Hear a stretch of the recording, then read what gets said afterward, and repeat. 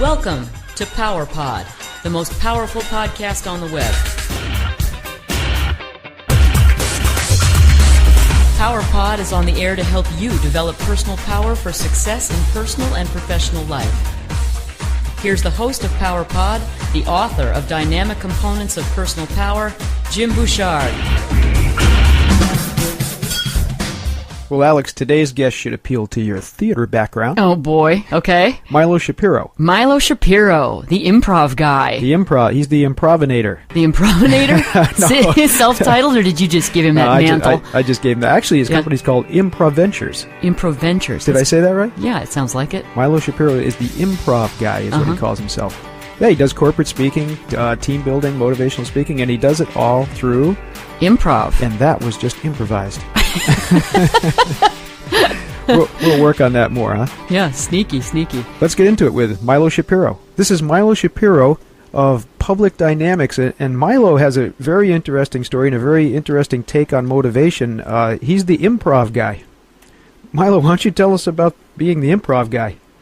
Well, for 15 years or so, I was involved in improv troupes and helping run them, both the logistics of running them and teaching classes in improvisation. It was mostly about being a performer in improvisation.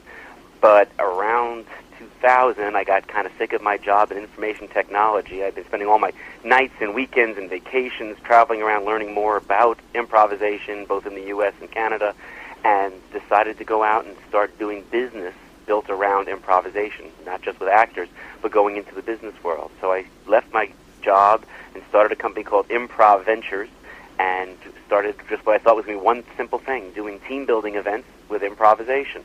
And that's still about 30 to 40% of my business, is taking groups out and using the games from improv that I know. But out of the hundreds of improv games I know, I've picked out ones that focus on listening skills and building on each other's ideas and nonverbal communication, so that while everyone's having a great time, team building should be fun, they're also saying things to me like, you know what, this is what happens in our staff meetings, or I have a client who pulls this nonsense on me.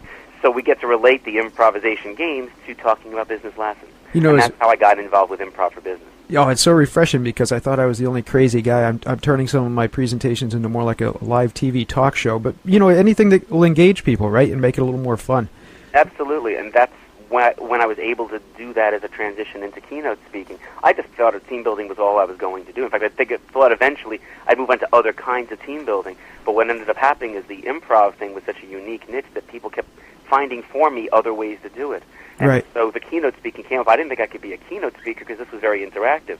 But then I started seeing more and more how the keynote speaking industry is involving the audience more and is being more interactive. I said, well, then I could do that too. And that was the next phase of my business, was speaking to audiences and getting them playing as part of it. And we learn a lot more when we're having fun, don't you think? I think so. I think we underestimate the power of play. Adults really lose touch with that. We, as kids, we try and teach them how to do different things through play so that it sticks in their minds, and then we think we're too grown up for that. We want to show how we can fit into business, and we try and show we don't have a playful side to show how serious we are. And what a shame that is, because if we were to incorporate play into our learning as adults, we probably remember things more. Oh, yeah, and the most powerful people in business are always talking about how much fun it is. I mean, if you read Donald Trump's books, he's always talking about, the jazz he gets out of making the deal and all that. You know what I mean? It is fun. It should be fun.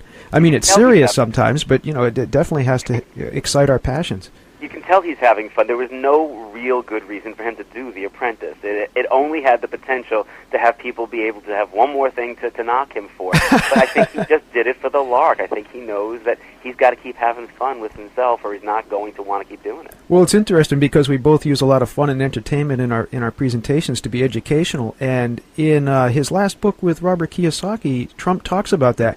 He actually says that his motivation for doing The Apprentice was to educate people, but he knew that he needed a different format because people weren't going to just sit down and listen to him lecture.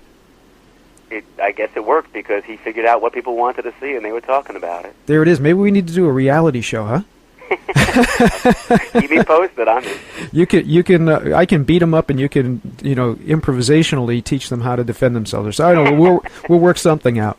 Get them playing. I think anything where people can embarrass themselves is always good entertainment for everybody else. There it is. Although that's not the goal, to embarrass themselves. You're wrong. In fact, that's also one of the challenges with doing improv, is getting people to let go. Some people are so thrilled for the opportunity to play because life doesn't put it in front of them very often. And other times I really have to take time and be gentle to get people to the point where they're playing a little bit. But if they play just a little bit, it's more than they were doing the day before, so every step helps. Well, you know, I know you've heard the same data that I have. I mean, it's interesting that so many people have such a fear associated with speaking in public or communicating with one another, and so any way that we can do to break down those barriers, particularly in business, seems like it would increase productivity and if nothing else, it would reduce some stress, huh? Oh, absolutely. I mean, the whole fear of public speaking, I think, is mitigated a little bit by the improv work. I don't think I had that fear when I made the transition from the team building work to the public speaking that a lot of people do, because after getting up and making up a whole show with people for years and years with no script, the idea of performing something that I'd had a chance to rehearse actually felt pretty easy by comparison. Right. There's other sides that are, a little bit tougher, because at least with improv you don't have to memorize anything, and memorizing is never my favorite part. It takes work, but I owe it to my audiences to do that work. That's all. I just do it until I've got it down. But in order to improv effectively, you really have to develop some mastery, don't you? You have to lay some groundwork. Otherwise, you don't have anything to draw from in the moment, huh? Yeah, absolutely. People used to say, I don't know that I buy that you guys are improvising, because I heard a rumor you have a rehearsal every Tuesday night. Right. Oh, yeah, we work together every Tuesday night, but what we're developing is the skill set that enables us to go out there and do it from scratch. There's so much that we learn, and it carries over into the team building work from doing improv with each other. There are things that, a great example is a woman named Jean who used to be in the troupe. Jean is not the one who generally brought the house down, had everybody walking out going, oh my God, Jean is so funny. But everybody wanted Jean on their team. We used to play in a team format because Jean's brilliance was being able to look at what was going on and advance the plot in just the right way to make everybody else look really good. That wasn't Rita's thing. Rita's thing was coming up with a great goofy character that was going to get the big laugh. So you wanted Rita on your team as a balance for Jean. They played beautifully together. So we workshop how to be better at knowing each other's strong points, how to play off each other. There it is. Like we do in the office. Exactly, right. And it's just like a football team doesn't know, you practice, you hone your skills, you still don't know what's going to happen in the moment. Or I'm reminded of one of Muhammad Ali's trainers used to say, you plan for a fight, but you can't fight with a plan. And it seems that's the way it is, particularly in sales and business, huh? I mean, you go in and you have your materials all set and you've practiced your pitch, but any number of things can take you off course, and you're going to have to improvise in the moment. Seems like your training would be ideally suited for people in sales. Yeah, not only can it take you off course, but in some cases you should look for the opportunities to go off course. There you go. Because if you start to pick up on the fact that this is someone who really likes a more playful approach, and you're going to say, no, I'm going to use my script, you're missing out on your intuition that this is someone who wants to have that personal rapport with you. Right, or if there's somebody else who's more bottom line, if you stick to the script that's more about keep introducing the material, keep postponing, the hang-up is not, it's going to be too late to get it back. So I have to play that too, because I'm selling my material to try and figure out what does this person want, and I don't have a set script anymore because I've realized it was working against me. Well, how many times have we sat through that sales pitch where we know the guy's not even listening to us, right? He's just going back to that page over and over and over again. If you could punch a guy over the phone. But we've all sat through those, so it certainly sounds like your skills that you're relating would be really, really helpful to folks in sales. Yeah, I like when I get to work with sales groups, but it's anything that has to do with teamwork also plays on top of it. Because with the sales is really about developing a very short-term team. It's what can I provide to you, what can you do for me, that it's worthwhile our spending this time together. And I don't think people really get that it is building a team for just a very short time. It's the same skills. Right. No, that's very logical. It sounds that way to me anyway. But now a lot of your work also is preparing people to go out and present themselves in public. Yeah, that kind of came kind of roundabout. What happened was I was going out and doing my presentations, which are on risk-taking and not being afraid of fear of failure and be more open. And as a course of these speeches, I have the audience playing the improv games because they involve taking some chances. Well, that was, again, kind of all I thought I was going to be doing. And I got people coming over to me afterwards and saying, this was very different, and I really like your storytelling. I incorporate a lot of stories in my material. Could you work with me one-on-one as a coach? Would you come in and work with my people to be better so they can go out and do their sales presentations? So I ended up transitioning into another part of my business, doing coaching on public speaking, and unexpectedly, because of that, writing a book on the topic, Public Speaking, Get A's, Not Z's. in the book. And then out of that, one thing lead to another, I ended up having people say, love the book, would you come in and do a speech based on it? So now I'm speaking on speaking, which was never part of the original equation. So working with people to get people feeling like, I can do this, I can get out there, I can enjoy it, it can be exciting, I can like my presentation so I'm not as afraid to give it. It's all part of the equation now for me. What do you think that we all know that people are afraid of speaking in public, or a lot of people are. In fact, most surveys show that we're Americans anyway. We're more afraid of public speaking than we are of death, which sounds kind of backwards. But what are the greatest fears that people have? Is it really a fear of rejection, or is it a fear of we mentioned failure, but that's a pretty broad brush. We can really get into some discussion over that. Sure. Yeah, what do you think are the primary reasons that people fear public speaking as far as what you've found in your work? When I'm working with my clients, one of the things I'll say is that I see fear as going to two categories. There is reality-based fear and created fear. Right. Reality-based fear is the things that you honestly have reason to be afraid of. If you haven't practiced your material enough that you can do it one-on-one with me in your class, then you're not likely to get it right on stage. You should be afraid then, right? Yeah. Absolutely. I mean, if you know that you haven't worked on an opening and you're going to launch into your material, you have reason to believe your audience won't be drawn into your material.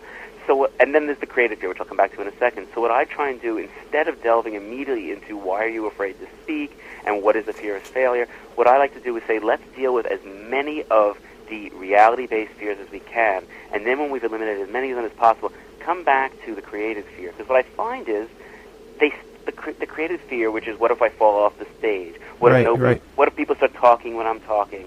All those things start to become less as you start to feel good about your material.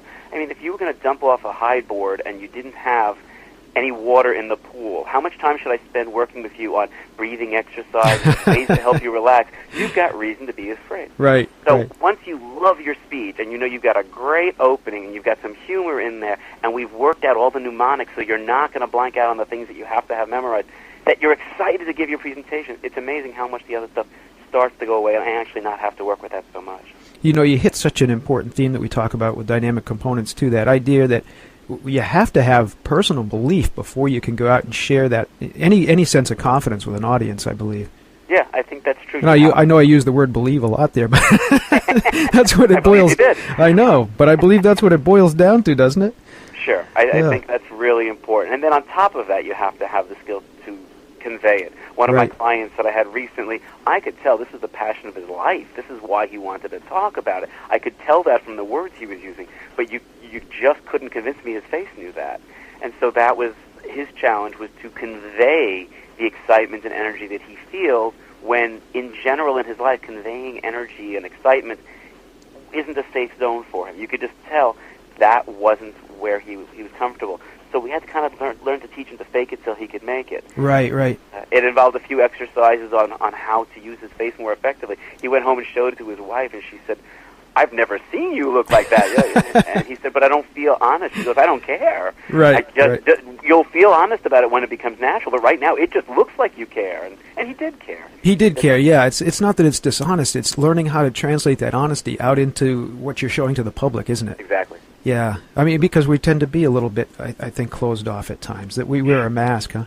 Yeah. I talk a lot about the pendulum swing of playing with me and when you're alone in rehearsal, way out to a 10, what I call the Robin Williams, just so far out there that you would never, ever do it in public.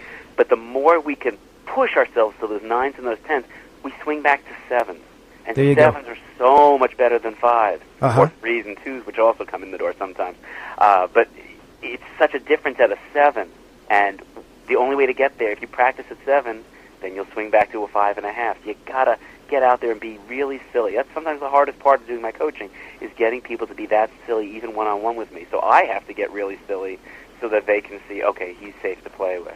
Not easy for some CEOs to go there. Right. And you know what? There's a pet peeve of mine that's going on right now. It's been so poignant because of the political season, and whether it's the candidates themselves or newscasters or the experts, I keep hearing these little phrases, I think, or I feel. And you know what? Sometimes, especially on the news, I just wanted to reach out and say, I don't care what you think and feel. I want to know what you know. You know what I mean?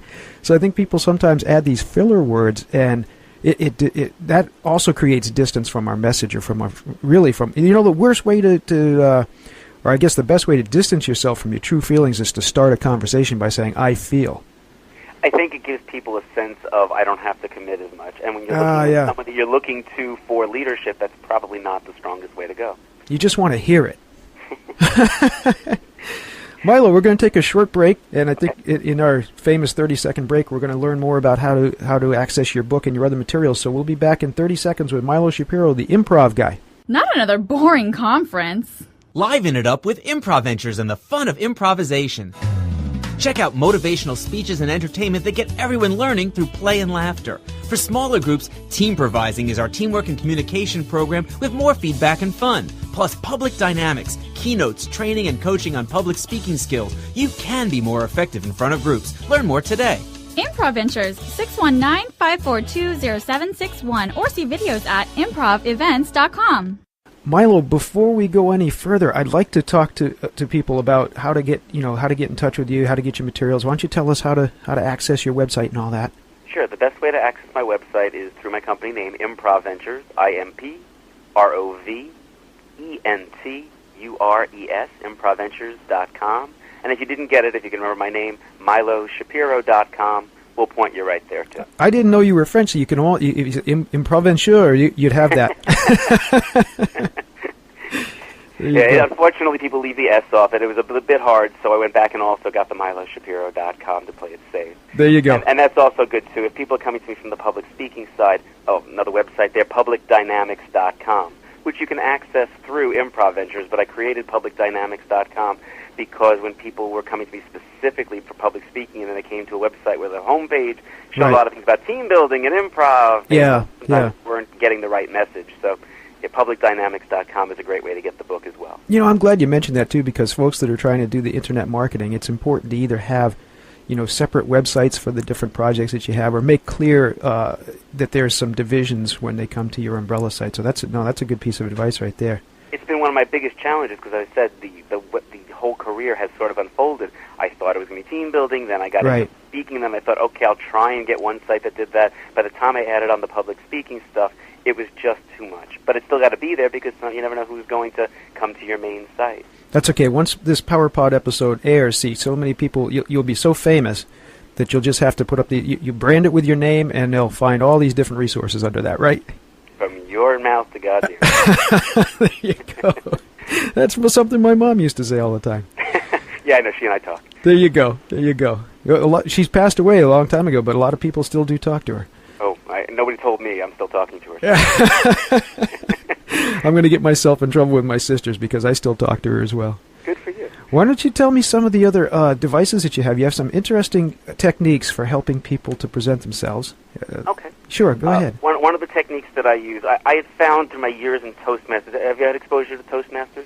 I did, but you know what? They meet on Tuesday nights here, and I really enjoyed the group. It's a great experience, and I'd recommend it to anybody. But I also still teach martial arts many evenings, so it was difficult to get to that. Sure. Luckily, here in San Diego, there's clubs every time of day. You can pretty much find a middle-of-the-night Toastmasters. There you go. You're not in the woods of Maine, see? Hardly, no. But one of the things that I found was they talked a lot about using better vocal variety. But when my clients would come to me, they'd say, give me more. What do you want me to vary? Right. And I realized I needed to be a little more specific. So I developed a technique called the 7 variants of vocal variety. And I can help people say you're using this one, or I'd use a little bit more. I actually have people mark up their text, so using more of one than another. So I'm going to do a quick run-through on them. Sure. The first one that we can vary very easily is volume. Without changing anything else, I can talk louder or I can back off in my voice. And if I'm trying to create a powerful moment, louder makes sense, and there might be times when a softer moment is more appropriate if I was saying something a little more sentimental. So volume is the first one. Well, you also find, too, don't you, that a quiet volume can draw people in. It can be an attention-getting device, especially with kids, for people that are parents, right? And some of us feel like if I just keep raising my volume the entire time, I'm going to continue to maintain attention. Right, and that's exhausting and not nice to be on the receiving end of. But it is absolutely a tool to include. So volume is the first. Second one is pitch, because I want someone going up here once in a while, but there's also time to go here. Right. So getting up there for excitement and down here for a little more emphasis is all part of making your voice sound more interesting. So pitch is a good one to vary. Third one, speed. That's an interesting one. It is, and it's one that people don't think about. Especially being a New Yorker, I would love to do the entire thing at 400 words per second. There you go. Be done with the whole speech in 8 minutes and say any questions, no, good, goodbye. On my plane. But speed is a good one. So I might have a reason to address an audience this way for just a moment, but then talk for a second at this speed to say something a little more parenthetical before returning to this speed. So vary your speed a little bit here and there. Get a moment that's really exciting. Sometimes it goes with pitch. People say, but I'm raising my pitch already. That's okay. You can raise pitch and change speed at the same time. Number 3 is speed. Then comes break points, because really nothing will leave a message more strongly than the guts to have those couple of seconds of silence that I just had there. And when you're in a radio setting or when an audience is looking at you, to stop and have a break point, it's powerful. I had it not that long ago where I had an audience all put their pens down, look up to see if something went wrong. And no, I wanted their attention. I used a break point effectively, and they all came back to me. And you know what's kind of strange about that? I know when I first started speaking, I was so afraid that I took too long between thoughts. And you know, I just did that purposely, obviously, because it really isn't. And when I listen back on tape, it amazes me. I thought I left a 30-second pause, and it's only a half a breath, you know? And it feels much shorter to the audience than it ever does to you, of course. Right. And it gives them time to process the thought a little bit, doesn't it? Yeah, and if there's something you're trying to make sink in, isn't that what you want to do, is say, let that moment be there. Think on that for a second. Sometimes I'll even repeat that thought immediately afterwards. Repeating isn't one of my 7 techniques. It's not vocal variety. Right. But sometimes just repeating the last thought to say, did you get that? I'm not calling you dumb. I'm just saying, let that sink in. Sure. I'll leave a question. Does that make sense? Anything to draw people in. But you know what? I know the first time we talked, probably the iconic example of leaving a break point is the Rocky Horror Picture Show, right? Where he just anticipates. Patient. Oh yeah, you're supposed to yell it right when you're in the theater, right? I know. I've seen it enough times. They would feel wrong not at that break if you don't think the word "say it" there. Now at this point, it's like it's part of the script anyway. There it is. So we've gotten through 4 of them: volume, pitch, speed, and break points. Excellent. Next one is holdings, because sometimes really holding a thought for just a little longer. Take one of the vowel sounds. There's a few consonants that work, but it's mostly the vowels, and hold it just a bit longer so that it sinks in. Holdings is number 5. Next one, 6th one, emotion. Allow yourself to show that you feel something. Absolutely. Allow yourself to look sadder or get angry. If there's something that bugs you, then let that show in your tone. If I tell you that something bugs me like this, I've lost so much of the emotion of it. And I think people want someone human up there. So if you show a little emotion without looking like they need to take you away in a cart, I think it makes your speech more interesting. That's huge, and you know I had to learn that a little bit more because my wife is an actor, and I know you're an actor, so it probably comes a little more natural to you guys, or you've worked at it longer. Yeah. Both. And you know I always tell this story about the young man who taught me my definition of respect, and every time I tell that story, I inside I always felt choked up, but it took me a long time to learn how to let that come across. And since I have, it's strange. And the question that I'm leading to is this. Sometimes, because I know it's going to happen when I tell the story, I almost look for the fraud police over my shoulder. I say, oh, they're going to, they think I'm acting. But it's really just a process of allowing that to happen, isn't it? Yeah, it is. And it's not the easiest thing to go through. The catch on that is the person who is so emotional about a story that they look like they're going to lose control. Right. Then they tell the story so many times that they're like, oh, I've told this so many times, I'm not getting as teary as I used to, so now I have to force it. Yeah. And I think it's just let come what comes. Take it seriously. There you go. If it's sentimental, let it show in your face that you take it seriously, but don't force the tears. No. With that one, all I have to do is visually put myself back in that scene. And really what happened was it was a first grade student. I was teaching a class in respect for elementary kids as part of my martial arts outreach. And I started each of those talks just by asking for a definition of the word respect. And this little guy stood up and he bowed and he made the martial arts sign with his hands. They had prepped him pretty well. And he just bowed and he said, Sensei, respect means taking care of one another. That's cool. Isn't that the best? And, even just telling you now, I mean, every time. But all I, what I've learned to do to summon that emotion really is to just take a second and just picture, his face. I wish I could remember who he was because I really need to thank him. Yeah, it's amazing the people in our lives who have no idea we're out speaking about them when we're doing our speech. I know it. Just a chance encounter for just a few moments, and really, laid the foundation for a lot of what I do. There's a moment in my new speech. I have 3 or 4 different ones, and one of them, my newest one, is called "Grow with the Flow." Mm-hmm. And I close with a story, and I have to remember each time I give it that I know what's going to happen to Lois in the story, but that the audience doesn't. Right. So even though I'm not going to allow myself to be moved in the way that I was the first time I heard the story, Mm-hmm. I just take the moment with the respect it deserves and allow the people in the audience to go, oh, and I slow down then, I drop my pitch then a little bit, not my volume too much because I don't want to lose them, but I allow them to have their moment to feel what happened to Lois in that moment, and then I bring it back up because I want them to get the lesson. I don't want them to be caught too much in the emotion around it. Oh, that makes a lot of sense, yeah. And then the last one is intonation. Intonation is sort of a catch-all for anything else you can do with your voice to make it more interesting. So I could throw on an accent, I could go more nasal, or I could add something else. I do that especially when I'm creating characters. Right. And creating characters is something a lot of people don't realize you can do in a speech. Instead of the horrible, and then he said, and then I said, and then he responded, and so I asked. Oh, sure.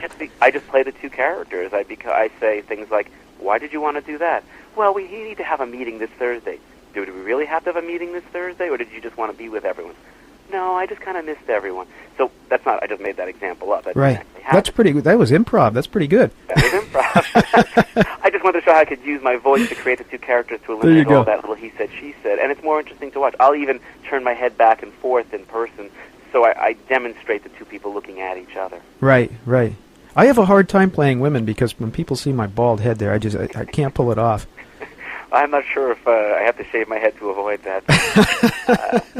I've actually seen people that you would never expect. If you just take a softer tone, I mean, you don't have to go quite up to it, but if you just take the softer tone as the woman and then the harder tone as a man, this is not a woman's voice, but it just contrasts to this sound enough. Exactly. That's fascinating. We could talk all day and not even cover half of what you can offer people. So why don't we reinforce where people can go to access your services? Do you coach online as well? I have done phone coaching. I've done where people have sent me videos, a combination where we look at the video together and talk about it.